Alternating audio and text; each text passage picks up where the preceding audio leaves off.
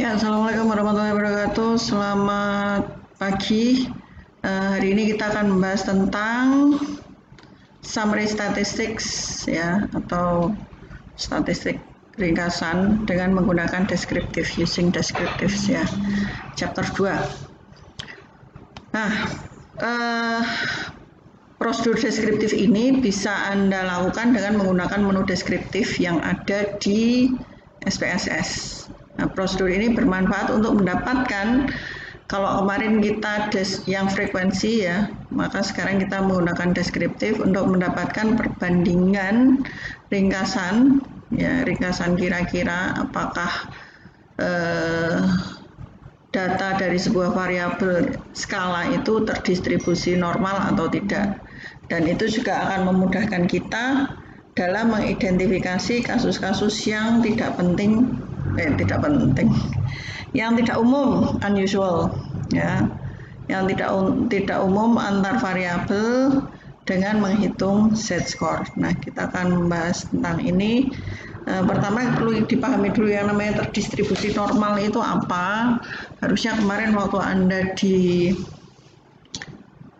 statistik 1 itu dapat materi tentang distribusi normal. Jadi data yang kita harapkan untuk bisa diolah itu diharapkan datanya bisa terdistribusi normal. Terdistribusi normal itu yang bentuknya kayak lonceng gitu ya, seperti gunung. Nah, untuk itu ini kita biar cepat aja ya. Nanti kalau Anda pengen tanya bisa nanti pas live dengan saya. Di sini kita akan menggunakan deskriptif, menu deskriptif untuk study kuantitatif data, ya, data kuantitatif.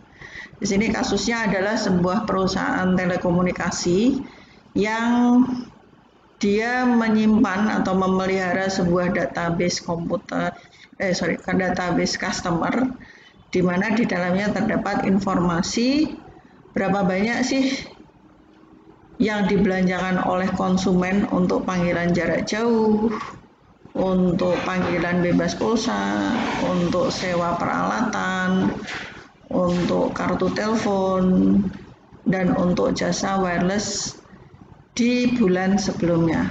Nah, informasi ini ada di file namanya telco. Ya. Oke. Nah, kita akan menggunakan deskriptif untuk mempelajari berapa banyak yang dibelanjakan oleh konsumen, sehingga kita bisa menetapkan jasa apa sih yang paling bermanfaat di antara sekian banyak jasa ini tadi. Oke, pertama yang akan kita lakukan adalah kita masuk ke SPSS. Kita buka dulu file. Ya, kalau lupa tak ingetin lagi. Kalau file Anda bukanya masih dalam bentuk PC ya, biasanya ada di drive C. Kalau mungkin ada di tempat Anda yang cuma program file, tapi punya saya di program file yang 86. Jadi silakan nanti Anda cek aja. Saya akan masuk di tempat saya yang program file 86. Setelah itu saya pilih IBM, SPSS, Statistics, 26, Samples, English. Setelah itu telco. Saya langsung ketik telco. Ya. Oke, ini output viewernya sudah kelihatan, berarti view untuk datanya juga sudah muncul. Kita di sini punya beberapa variabel, banyak banget nih variabelnya. Oke, kita lihat variabelnya apa aja. Ada banyak banget, region, tenor, age, marital, address, dan seterusnya. Nah, kalau pengen tahu itu apa saja bisa dilihat di sini. Ini bisa di drag. Ya. Ada geographic indicator, month with service, age in years, dan seterusnya. Nanti yang akan kita gunakan ada yang ini, long month atau long distance last month, toll free last month, equipment last month, calling card last month, wireless last month. Ya, ini. Oke, kita balik ke datanya sini. Oke. Ya. Oke, sekarang kita lihat step by stepnya bagaimana. Running analysis. To run a descriptive analysis from the menus, choose. Ya, untuk menjalankan analisis deskriptif dari menu kita memilih analyze, descriptive statistic, descriptives. Yang akan kita masukkan ada 5 variabel, ya, long distance last month sampai dengan wireless last month. Ya, setelah dimasukkan kita klik OK by default saja, ya, by default aja.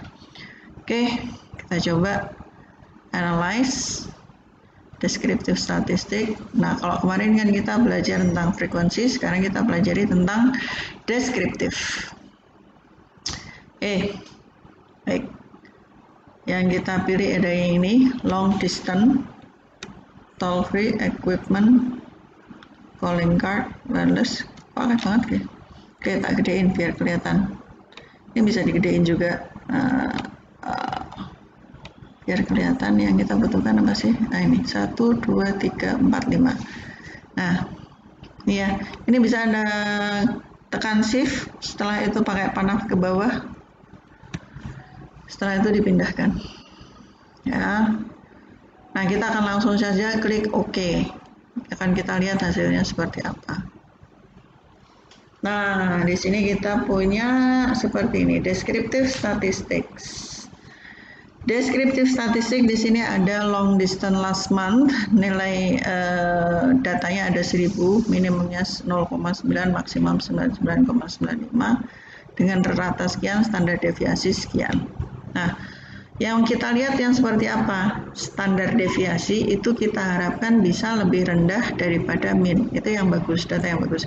Jadi semakin kecil standar deviasinya di bawah min, itu semakin bagus. Kalau kita lihat di sini, long distance last month standar deviasinya di bawah rata-ratanya, Jadi 10 di bawah 11 ya.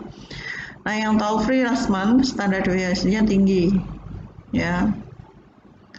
Kemudian ada,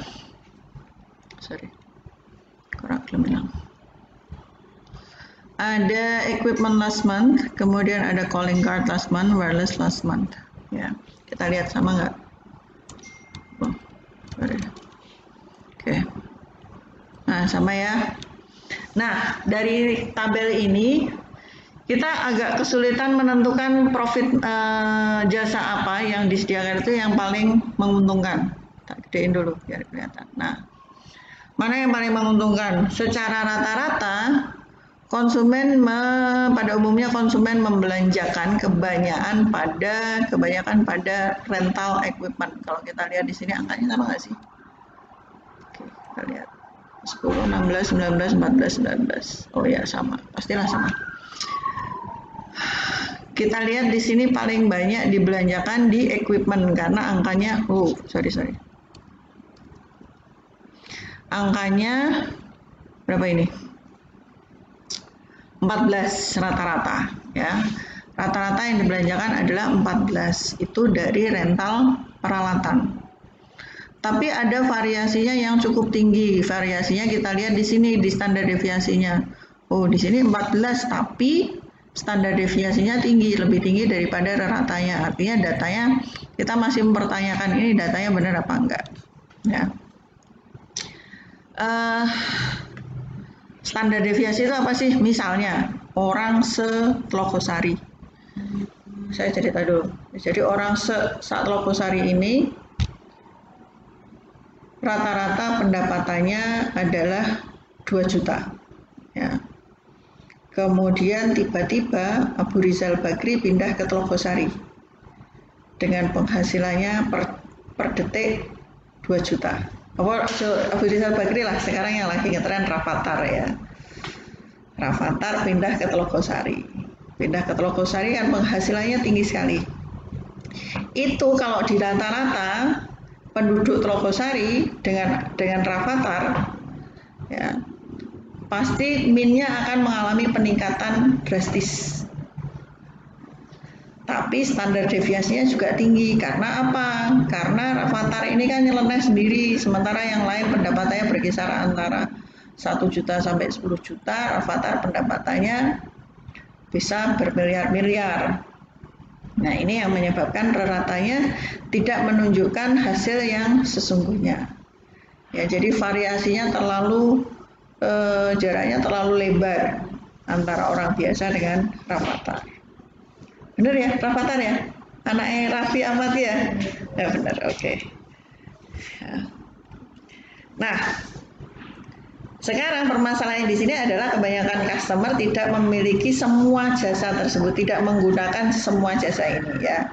Kayak misalnya toll free, ngapain sih rumah tangga pakai telepon bebas pulsa, kan nggak mungkin ya. Jadi kemungkinan di sini kan campur antara rumah tangga dengan perusahaan. Jadi bisa jadi di sini ada banyak nol yang dihitung, artinya rumah tangga nggak pakai toll free masuk dicantumkan. Makanya di sini muncul ada beberapa angka yang nol. Ya.